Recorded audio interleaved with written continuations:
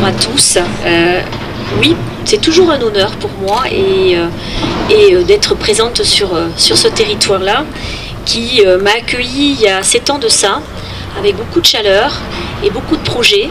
Ce sont des projets effectivement qui continuent encore aujourd'hui et donc c'est toujours une fierté pour moi de revenir ici. Donc aujourd'hui, nous sommes tous là réunis pour le 14 juillet, comme chaque année, depuis 1790, un an après la prise de la Bastille, pour rendre hommage à cette révolution française, à ces femmes et ces hommes qui ont donné leur vie pour fonder nos valeurs républicaines. Ils nous ont légué cette volonté farouche de l'indépendance, incarnée par le terme liberté. Cette ambition de donner à chacun sa chance d'être et de pouvoir faire en toute liberté, et ceci dans un souci permanent de l'égalité. Et enfin, ils nous ont légué cette détermination à ne laisser personne au bord du chemin, attitude fondatrice appelée fraternité. Sans sous-estimer l'intérêt des réjouissances à l'heure des dates d'anniversaire, je dirais toute l'importance qui doit, et je vous en conjure, plus que jamais, être attachée à satisfaire à ces rituels de commémoration qui peuvent paraître parfois pour certains et pour nos jeunes encore désuets, mais qui régulièrement nous rappellent d'où nous venons, ce que nous sommes et à qui nous le devons.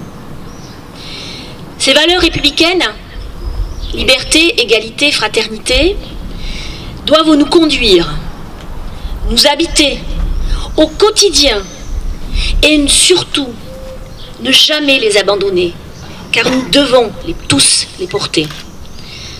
En ces temps qui résonnent d'intégrisme, d'intolérance, de violence, de perte de valeur, célébrer le 14 juillet est donc l'occasion de réaffirmer notre attachement à un bien d'autant plus précieux que nul ne peut affirmer qu'il nous est jamais acquis.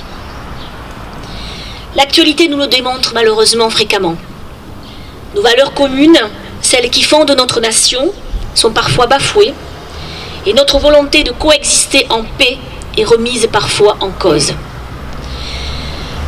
Nous nous devons de la préserver au quotidien et ce auprès de nos enfants, de nos communes, de nos quartiers, de nos écoles, à raison de comportements qui mettent en péril la concorde.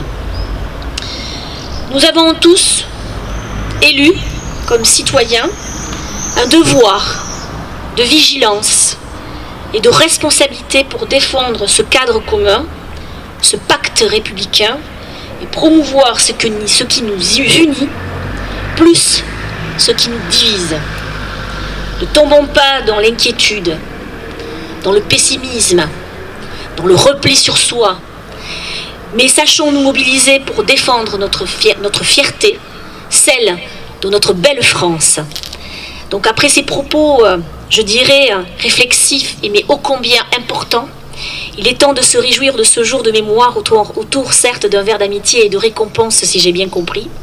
Alors moi je dirais, vive le 14 juillet, mais surtout avant tout, vive notre République et vive la France.